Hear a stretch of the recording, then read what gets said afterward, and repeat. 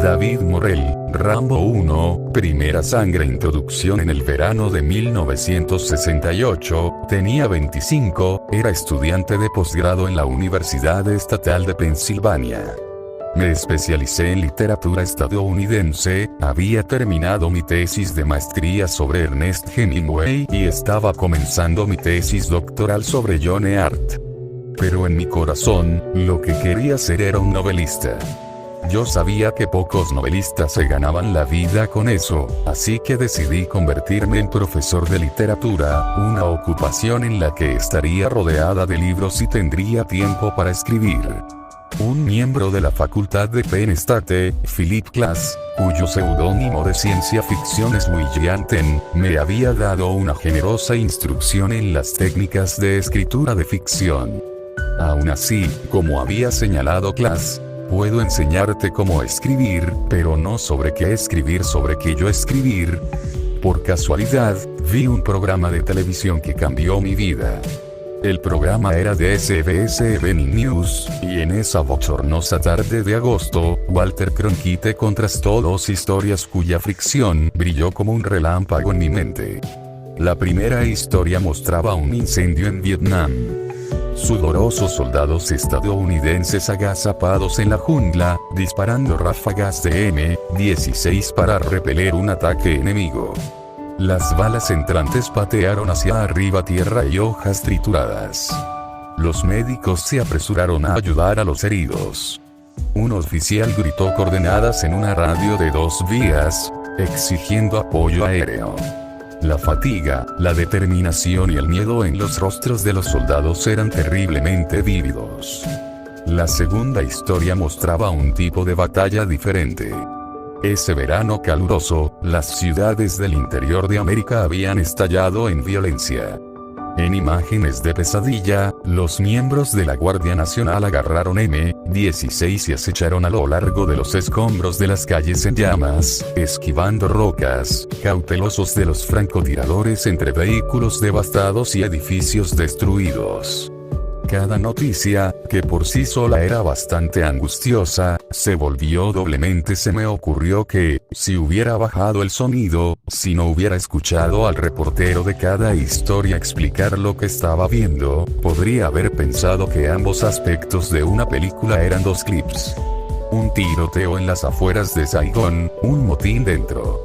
Un disturbio dentro de una ciudad estadounidense, un tiroteo fuera de ella. Vietnam y Estados Unidos. Y sí, pensé, esas palabras mágicas son el germen de toda la ficción. ¿Qué pasaría si yo escribiera un libro en el que la guerra de Vietnam literalmente llegara a Estados Unidos? No había habido una guerra en el suelo estadounidense desde el final de la Guerra Civil en 1865. Con Estados Unidos separándose debido a Vietnam, tal vez era hora de escribir una novela que dramatizó la división filosófica en nuestra sociedad, lo que empujó la brutalidad de guerra justo delante de nuestras narices. Decidí que mi carácter catalítico sería un veterano de Vietnam, una boina verde que, después de muchas misiones desgarradoras, había sido capturada por el enemigo, escapó y regresó a casa para recibir la mayor distinción de Estados Unidos, la Medalla de Honor del Congreso. Pero él traería algo con él del sudeste asiático, lo que ahora llamamos síndrome de estrés postraumático. Atormentado por pesadillas sobre lo que había hecho en la guerra, amargado por la indiferencia civil y, a veces, la hostilidad hacia el sacrificio que había hecho por su país, abandonaría la sociedad para deambular por los caminos de la nación que amaba. Se dejaba el pelo largo, dejaba de afeitarse, cargaba sus pocas pertenencias en un saco de dormir enrollado que colgaba del hombro y se parecía a lo que entonces llamábamos un hippie. En lo que vagamente consideré una alegoría, él representaría los descontentos. Su nombre sería... Me preguntan sobre su nombre más que nada. Uno de mis idiomas de la escuela de posgrado era el francés, y en una tarde de otoño, mientras leía una tarea del curso, me sorprendió la diferencia entre el aspecto y la pronunciación del nombre del autor que estaba leyendo, Rimbaud. Una hora más tarde, mi esposa volvió a casa después de hacer las compras. mencionó que había comprado algunas manzanas de un tipo del que nunca había oído hablar antes. Rambo. El nombre de un autor francés y el nombre de una manzana chocaron, y reconocí el sonido de la fuerza. Si bien Rambo representaba a los descontentos, yo necesitaba a alguien para encarnar el establecimiento. Otro informe noticioso, esta vez impreso, despertó mi indignación.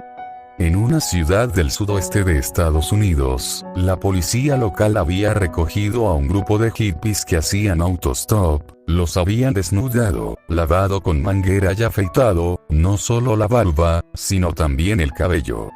A los hippies se les devolvió la ropa y se los condujo a una carretera del desierto, donde los abandonaron para que caminaran hasta el siguiente pueblo, a 30 millas de distancia. Recordé el acoso que mi propio bigote recientemente crecido y pelo largo me había causado. ¿Por qué no te haces un corte de pelo? ¿Qué diablos eres, un hombre o una mujer? Me pregunté cuál sería la reacción de Rambo si él fuera sometido a los insultos que esos hippies habían recibido. En mi novela, el representante del establishment se convirtió en un jefe de policía, Wilfred T. Ashley. Desconfiado de los estereotipos, quería el tan complejo como la acción lo permitiera. Hice a T. Ashley lo suficientemente mayor para ser el padre de Rambo. Eso creó una brecha generacional, con la dimensión añadida de que T. Ashley desearía tener un hijo. A continuación, decidí que T. Ashley sería un héroe de la guerra de Corea, su cruz de servicio distinguido solo superada por la medalla del Congreso de Rambo de Honor. Había muchas otras facetas en su carácter, y en cada caso, la intención era hacer que él fuera tan motivado y comprensivo como Rambo, porque los puntos de vista que dividían a Estados Unidos procedían de convicciones profundas y bien intencionadas. Para enfatizar su polaridad, estructuré la novela de modo que una escena desde la perspectiva de Rambo fuera seguida por una de T. Ashley, la siguiente escena de Rambo, la siguiente escena nuevamente de T. Ashley. Esperaba que esa táctica hiciera que el lector se identificara con cada personaje y, al mismo tiempo, se sintiera ambivalente con respecto a ellos. ¿Quién fue el héroe, quién el villano, o fueron ambos héroes, ambos villanos? El enfrentamiento final entre Rambo y T. Ashley mostraría que en esta versión microcósmica de la guerra de Vietnam, y las actitudes estadounidenses al respecto, la escalada de fuerza resulta en un desastre. Nadie gana debido a los rigores de la escuela de posgrado. No completé First Blood hasta después de graduarme de Penn State en 1970 y enseñar en la Universidad de Iowa durante un año. Después de la publicación de la novela en 1972, se tradujo a 18 idiomas y finalmente se convirtió en la base de una conocida película de 1982. Si solo está familiarizado con la película, encontrará una sorprendente sorpresa al final de la novela, pero la compañía cinematográfica cambió esa conclusión y, como consecuencia, pudo producir 2 secuelas de Rambo. Yo no estuve involucrado con esas películas. Sin embargo, escribí una novelización para cada una de ellas en un esfuerzo por proporcionar la caracterización que las últimas películas omitieron. No es que me oponga a las películas. Son espectaculares en cuanto a su acción. Al mismo tiempo, soy consciente de la controversia que causaron y pienso que es irónico que una novela sobre la polarización política en Estados Unidos, a favor y en contra de la guerra de Vietnam, haya resultado en películas que generaron polarización similar, a favor y en contra de Ronald Reagan, una década después de que se escribiera la novela. A veces comparo los libros y las películas de Rambo con trenes, que son similares pero que van en direcciones diferentes. A veces pienso en Rambo como un hijo que creció y se fue del control de su padre. A veces, leo o escucho el nombre de Rambo en un periódico, una revista, en la radio, en la televisión, en referencia a políticos, financieros, atletas, a quien sea, usado como un sustantivo, un adjetivo, un verbo o un ave un momento antes de me recuerdo a mí mismo que si no por la CBS Evening News, sino para Rimbaud, mi mujer, y el nombre de una manzana, si para Philip Glass y mi determinación de ser un escritor de ficción, la nueva edición del Oxford English Dictionary no habría citado esta novela como la fuente para la creación de una palabra. Rambo. Complicado, problemático, de hecho obsesionado, demasiado a menudo incomprendido. Si has oído hablar de él pero no lo nunca antes, está a punto de sorprenderte.